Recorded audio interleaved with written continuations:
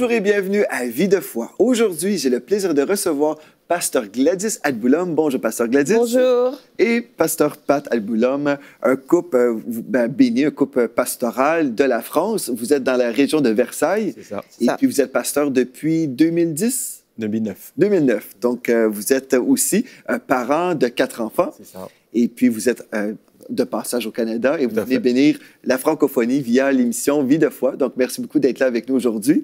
On a été bénis hier, Pasteur Pat, en écoutant ton témoignage. Tu nous as raconté comment Dieu peut vraiment transformer une vie. C'est formidable parce que Dieu a fait des belles choses dans ta vie et puis Dieu a pris un jeune homme qui avait été très blessé et a restauré sa vie. Et aujourd'hui, on va entendre parler du témoignage de Pasteur Gladys. Toi aussi, tu as été sauvé. Alléluia. Oui, alléluia. Merci Seigneur.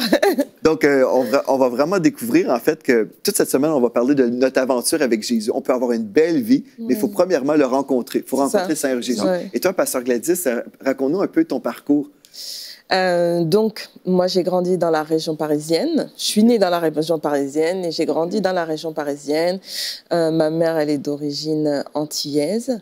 Et j'ai grandi dans une famille monoparentale. Donc, j'avais que ma maman. Et donc, j'ai grandi comme ça, en n'ayant que ma mère dans la maison, en fait. Et avec plusieurs frères et sœurs. On est 6 dans ma famille. Wow.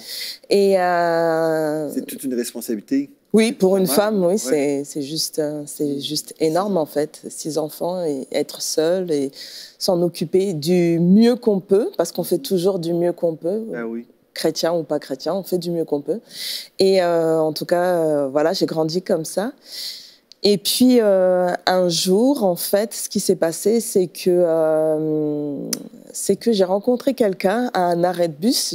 À l'époque, j'étais enceinte, en fait, donc de mon mari qui est là aujourd'hui, mais nous n'étions pas mariés. Donc j'étais enceinte. Et j'ai rencontré quelqu'un à l'arrêt de bus qui est venu vers moi une première fois et puis qui me dit « Mais à quelle heure il passe le bus aujourd'hui ?» Et puis je réponds « Oui, c'est à telle heure. » La personne, elle repart. 2 minutes après, la personne revient me voir. Mais et vous habitez dans le coin, etc., etc. Et puis il repart. Et à nouveau, cette personne revient me voir et elle me dit « Est-ce que vous savez que Jésus vous aime ?»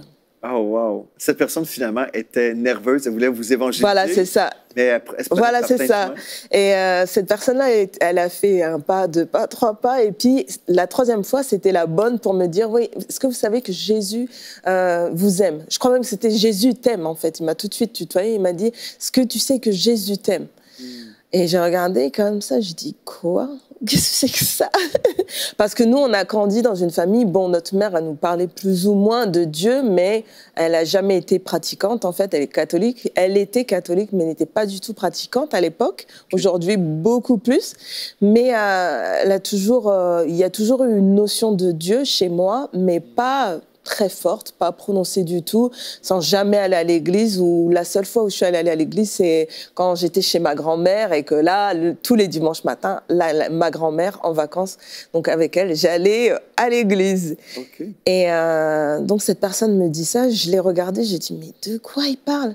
Parce que en fait, les gens, quand ils sont pas chrétiens, en fait, quand ils ont jamais entendu parler du Christ, de l'évangile que l'on prêche, nous, tous les jours, on vit tous les jours, on parle tous les jours de ça, ils ont aucune connaissance de ce que fait Jésus, de ce qu'a fait Jésus. On a le souvenir de, oui, ce Jésus qui est cloué sur la croix, on a le souvenir de ce petit bébé Jésus que l'on célèbre à Pâques, mais sinon, sans plus, en fait. Moi, c'était ça, ma connaissance de Dieu. Ouais, ok, un Dieu qu'on peut prier, mais est-ce qu'il va vraiment répondre? On ne sait pas. Donc, ce Jésus t'aime, ça m'a... C'est comme si ça m'avait plaqué au mur, en fait. Je me suis dit, waouh, de quoi il parle? Qu'est-ce qu'il dit? Et il m'a dit, ok. Après, donc, il me dit, oui, on a des réunions à tel endroit, tu peux venir, c'est le dimanche, etc. Je dis, ok. D'accord, merci beaucoup. Mais toi, tu trouvais ça un peu bizarre? Mais c'était bizarre, c'était choquant, c'était bouleversant en fait. Je suis certain, en fait, en écoutant juste ton témoignage, cette personne avait vraiment ressenti un fardeau pour toi, mais était très gênée, sûrement. Elle s'est repris à 3 reprises, finalement, pour finalement oser me dire la chose. Dire le message. Oui, c'est ça, ouais. Je pense que c'était vraiment ça. Après, il ne m'a pas expliqué pourquoi, comment. Et je crois 1 an après, en fait, c'est mon beau-frère, maintenant qui est mon beau-frère, donc le frère de mon mari, qui me dit bah Gladys, parce que je suis jamais allée à l'église au final. Bah Gladys, tu sais, il y a une église à tel endroit, j'y suis allée. C'est tous les dimanches après-midi, les gens ils prient, les gens ils chantent, et puis c'est la vie. C'est vraiment, il faut que tu y ailles, il faut que tu y ailles, il faut que tu y ailles. J'ai dit bon, ok, bon, on va voir. J'ai dit pourquoi pas. Pourquoi pas? Qu'est-ce qui pourrait... pourquoi ne pas y aller? Pourquoi ne pas tenter? Qu'est-ce qui ferme la porte? Non, on va y aller.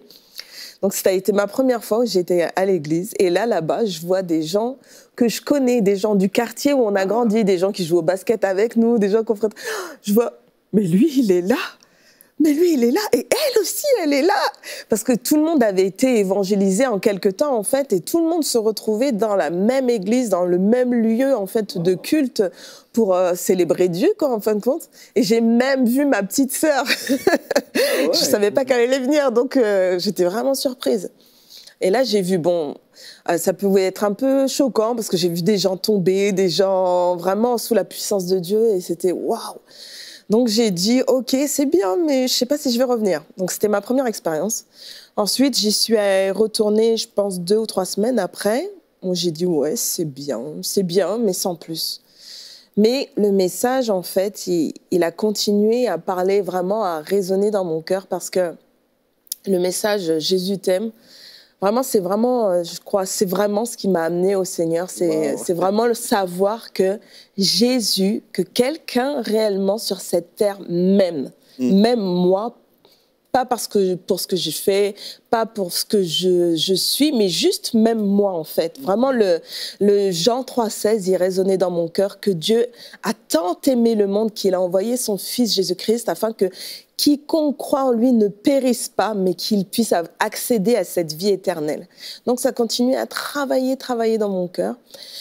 Et puis, je suis retournée à l'église. Et un jour, alors que j'étais en chemin à l'église, j'ai rencontré une amie à moi de l'école. Et elle me dit, oh, tu vas où là? Je lui dis, je vais à l'église. Elle me dit, oh waouh, tu vas à l'église? Elle dit, oui, c'est vraiment important l'église. Elle commence à me prêcher en fait. Elle me dit, tu sais qu'il y aura la fin des temps un jour, il faut vraiment que tu rencontres le Seigneur, il faut vraiment que tu l'acceptes dans ta vie, etc., etc. Oh, je me suis dit, oh là là, c'est déjà dangereux. Mais j'y suis allée et ce jour-là, il y avait un appel au salut. Et je me suis avancée, en fait. Au début, je résistais. Et puis, ça sonnait, ça résonnait en moi. J'ai dit, non, je peux pas rester là. Et je suis allée en avant pour vraiment accepter le Seigneur. Et là, en fait, vraiment, il s'est passé quelque chose. Vraiment, j'ai reçu cet amour de Dieu. Dieu s'est vraiment révélé à moi et il n'y a même pas eu de larmes, en fait. C'est pas tout de suite, en fait, que j'ai pas eu de larmes spécifiquement, mais j'ai vraiment reçu l'amour du Seigneur et j'ai vraiment compris que j'étais aimée, etc., etc. Mais Dieu a dû faire un travail en moi parce que j'avais pas mal de blessures, le fait d'avoir manqué d'un père, le fait de...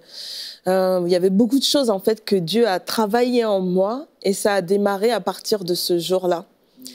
Et surtout le plus compliqué, je crois, c'est quand j'ai compris que ma relation en fait avec celui qui n'était pas encore mon mari à l'époque n'était pas une relation légitime.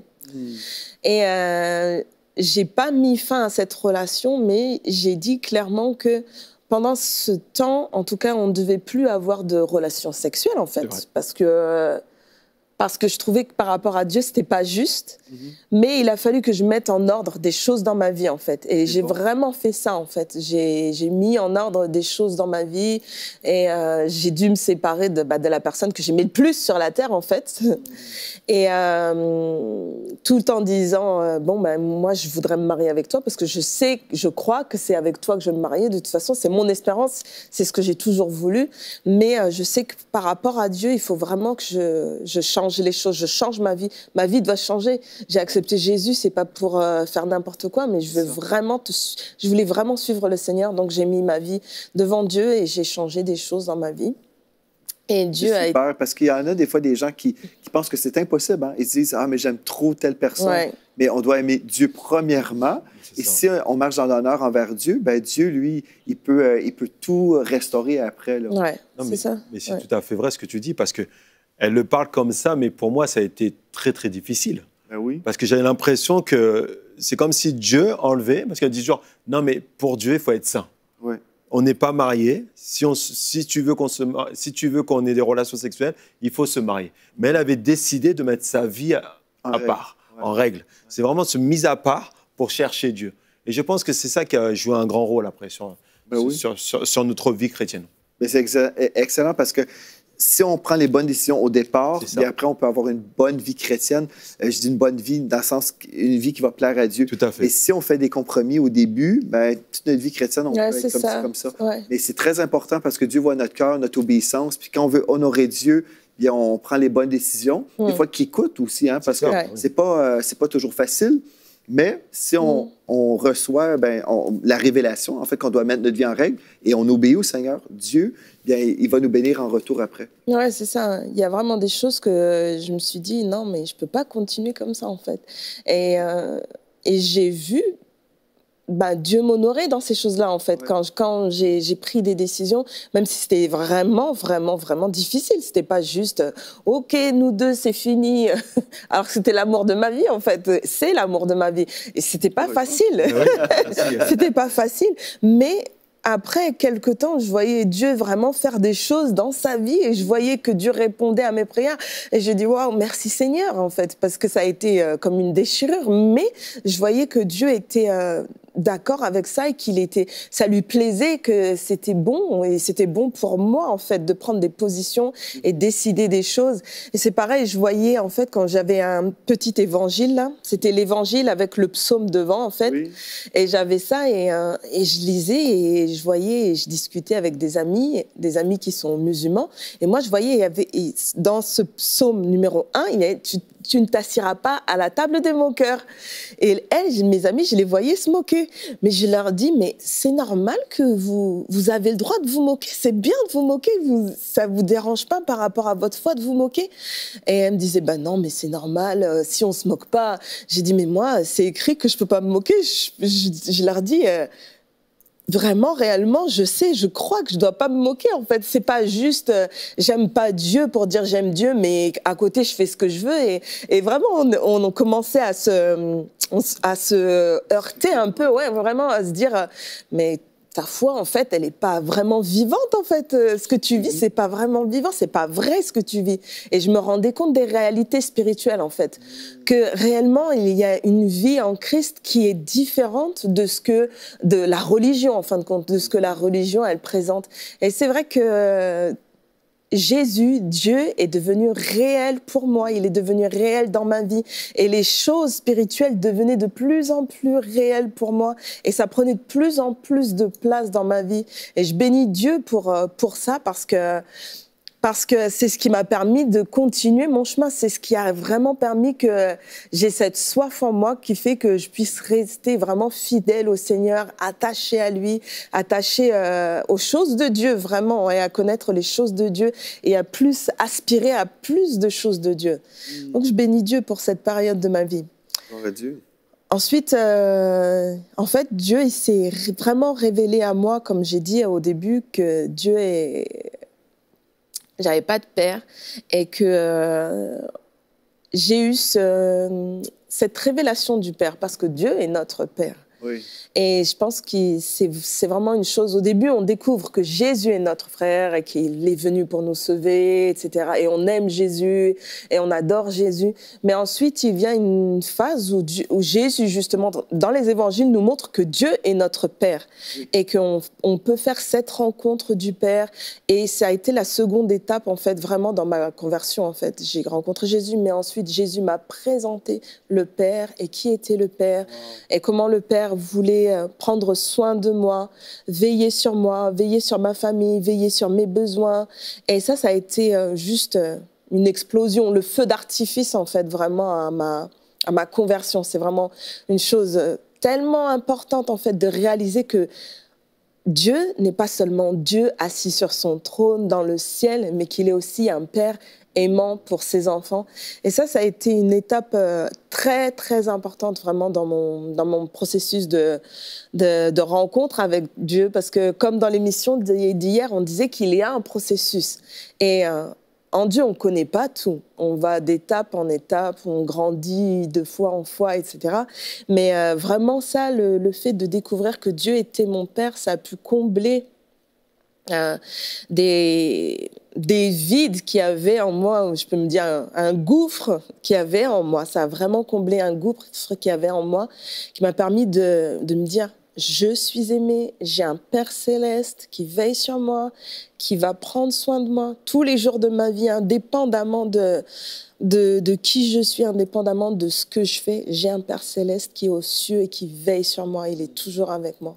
C'était vraiment, vraiment important pour moi. Ben, j'imagine, c'est tellement important parce que, comme tu dis, sans cette révélation de l'amour du Père, on peut être à la recherche toute notre vie. On essaie de combler et c'est ça que plusieurs personnes, même aujourd'hui, peut-être vous êtes à la recherche de cet amour et vous ne le réalisez pas, mais vous êtes à la recherche. Il y a des gens qui vont se tourner vers toutes sortes de choses dans notre monde pour essayer de se combler. En fait, il y a une seule personne qui peut nous combler, c'est le Seigneur. Donc, on est aussi bien d'arrêter aujourd'hui dans notre recherche. Vous avez trouvé cher ami à la maison, vous avez trouvé la solution. Son nom est Jésus. Ouais. Quand j'étais pasteur à l'âge de 5 ans, dans mon petit cabanon, le nom de mon église, ça s'appelait l'église Jésus est la réponse. C'est tout un nom, mais ce message n'a pas changé. Je le prêchais quand j'avais 5 ans, puis aujourd'hui, Jésus demeure la réponse. Donc, on n'a pas besoin de chercher à droite et à gauche, aller voir des gens dans toutes sortes de milieux, mais vraiment, aujourd'hui, on vous présente celui qui a changé la vie de Pasteur Pat et qui a changé la vie de Pasteur Gladys. Et aujourd'hui, bon, vous l'avez rencontré, il a transformé votre vie. Vraiment. Et pas juste ça, aujourd'hui, vous le servez aussi. Là. Vous êtes pasteur en France, vous avez une belle congrégation, et puis vous partagez en fait le message qui a changé votre vie, mais vous passez votre vie à faire ça, là. Oui, c'est ça, oui. Oui, en fait, on s'est convertis l'un et l'autre, on s'est mariés, on a continué notre vie, on a servi le Seigneur dans une église, dans l'église locale où on était nés. On a changé à un moment donné d'église et on a vraiment bâti notre vie autour du Seigneur. Ouais. Et pas à l'inverse, en fait. C'est pas le Seigneur qui est... Non, on a bâti notre vie de famille vraiment autour du Seigneur. On désirait vraiment servir le Seigneur et lui plaire et faire tout pour lui plaire. Et petit à petit, le Seigneur nous a fait comprendre que c'était pas tout, en fait. On n'allait pas juste rester à le servir comme ça dans l'Église, mais qu'il y avait un appel, en fait, réellement sur nos vies, en fait, pour le ministère. Mais au début, moi, j'étais vraiment réticente par rapport à cet appel. Mais Dieu se cherche un peuple obéissant et vous avez été obéissant. Mais la première chose, parce que je sais qu'il y a plusieurs personnes dans les nations qui suivent cette émission, hier, on a entendu ton histoire, Pasteur Pat, comment tu avais été blessé, puis tu n'avais pas connu l'amour d'un père non plus. Là. Et toi, pareillement. Mais Dieu, le Père, s'est révélé à vous deux. Et puis aujourd'hui, Pasteur Gladys, s'il y a quelqu'un à la maison, peut-être une jeune femme qui est comme toi, peut-être qui n'a jamais connu cet amour-là, mais qui se dit, mais est-ce que Dieu m'aime moi aussi? Est-ce que c'est possible que je vive une vie différente comme toi tu as vécu? Qu'est-ce que tu penses que tu pourrais dire, en fait, à ces personnes, que ce soit une jeune femme ou peu importe l'âge ou peu importe le sexe, et un jeune homme qui est là, qui dit, moi non plus, je n'ai pas connu de père. Est-ce qu'il y a de l'espoir pour moi? Est-ce que Dieu m'aimerait moi aussi, même si j'ai fait des choses terribles? Oui. Moi, je pense que réellement, Dieu désire se manifester. Réellement, Dieu désire pouvoir rencontrer, pouvoir vous rencontrer, pouvoir venir à votre rencontre pour pouvoir vous toucher. Et je pense que Dieu l'a déjà fait, en fait, au travers de cette émission, au travers des témoignages que vous pouvez entendre. Dieu veut vraiment impacter votre vie afin que vous puissiez, à un moment donné, lui dire, Seigneur, je te laisse ma vie, je te l'abandonne. La meilleure des décisions que vous pouvez prendre, c'est de donner votre vie à Dieu et de lui dire, je te l'abandonne, parce qu'il va prendre soin de vous de la manière la plus belle. Vous ne pouvez même pas prendre soin de vous comme Dieu veut prendre soin de vous. Alors, si tu as rencontré des difficultés dans ta vie, si tu n'as jamais eu de père, sache que dans le ciel, il y a un Père céleste. Et quand je dis dans le ciel, Dieu, il est partout. Il n'est pas seulement assis sur un trône, comme j'ai dit tout à l'heure. Il est là, tout près de toi aujourd'hui. Et la seule chose qu'il attend, c'est que tu puisses lui ouvrir la porte, comme nous dit l'Apocalypse. En fait, Dieu est derrière de la porte, il frappe à la porte et tout ce qu'il attend, c'est que toi, tu puisses lui dire, Seigneur, j'accepte cette invitation, j'accepte de pouvoir venir à ta rencontre, j'accepte que tu puisses entrer dans ma vie et que tu puisses partager ma vie avec moi. On ne doit pas croire les mensonges de l'ennemi qui nous dit que on n'est rien, qu'on sert à rien. On doit réellement croire qu'il y a quelqu'un qui nous aime et ce quelqu'un, c'est Jésus. Il est venu sur cette terre pour nous. Il est venu mourir pour nous, subir tout ce qu'il a subi pour nous afin qu'on puisse être réconciliés avec lui et qu'on puisse vivre une vie d'épanouissement et de réjouissance. Donc, je t'invite vraiment à ouvrir ton cœur à cette révélation. Dieu veut être ton Père. Amen, c'est super. Bien, gloire à Dieu. J'aimerais ça qu'on écoute un chant par la sœur Julie Lagarde qui va chanter un chant qui s'appelle « Rédempteur adorable ». Et puis, je crois, pendant ce chant, vraiment, le Saint-Esprit peut vous parler. Et immédiatement après ce chant par notre sœur Julie, on va prier avec vous. Donc maintenant, je vous invite à écouter ce chant par la sœur Julie Lagarde. Ton amour me réclame, me voici, cher Sauveur. Prends mon corps et mon âme pour prix de ta douleur. Oui, mon âme ravie, désormais ne veut plus que vivre de ta vie à ta gloire, ô Jésus. Oh oui, Jésus. Oh, oh,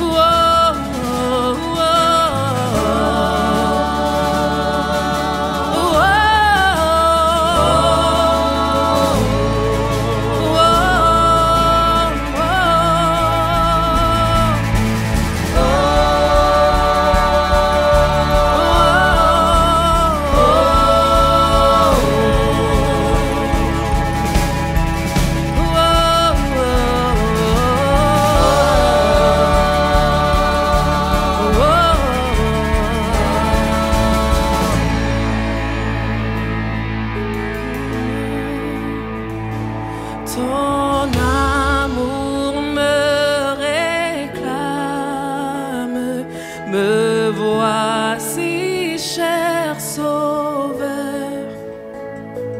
Prends mon corps et mon âme pour prix de ta douleur. Oui, mon âme ravie, désormais ne veut plus que vivre de ta vie à ta gloire, ô Jésus. Gloire à Dieu. L'amour de Dieu vous réclame aujourd'hui. Et Pasteur Gladys, il y a des personnes à la maison qui sont prêtes à céder leur vie à Jésus. Est-ce que tu pourrais prier avec ces personnes-là qui sont prêtes? Avec plaisir. J'aimerais vous encourager vraiment. On va prier ensemble par rapport à votre salut, par rapport au fait que vous voulez venir vers Dieu. Et puis, je veux vraiment aussi prier avec ceux qui se sont découragés et puis qui ont voulu s'éloigner du Seigneur. Dieu, il est bon et il attend qu'une seule chose, c'est que vous puissiez revenir vers lui. Il ne désire qu'une seule chose, que vous puissiez revenir vers lui et ne laissez pas le poids de la culpabilité parce que vous vous êtes éloigné, parce que vous avez fait peut-être des choses qui n'étaient pas bien. Ne laissez pas le poids de la culpabilité de vous éloigner du Seigneur. Dieu désire une seule chose, c'est être avec vous. Il veut être pour vous. Donc on prie ensemble. Père, je veux te bénir et je veux te remercier pour ces personnes qui veulent se tourner vers toi, Seigneur. Je prie avec elles, je prie pour elles, Seigneur mon Dieu, que vraiment elles puissent entrer dans cette relation avec toi. Puis je vais vous encourager à répéter cette prière avec moi. Seigneur Jésus, je reviens vers toi simplement, humblement. Je désire que tu puisses partager ma vie. Je désire t'abandonner ma vie. Je désire venir vers toi. Seigneur, pardonne mes fautes. Pardonne mes manquements. Tout ce que j'ai pu faire qui ne t'a pas glorifié, que tu puisses le pardonner. Et je te remercie, Seigneur, parce que dans ta famille, je suis acceptée. Dans ta famille, je suis ton enfant. Dans ta famille, je suis toujours aimée. Au nom puissant de Jésus. Amen. Amen. Gloire à Dieu. Gloire à Dieu. Bien, merci beaucoup, Léa de Boulam. Merci d'être venu à l'émission Vie de foi. Nous avons été bénis.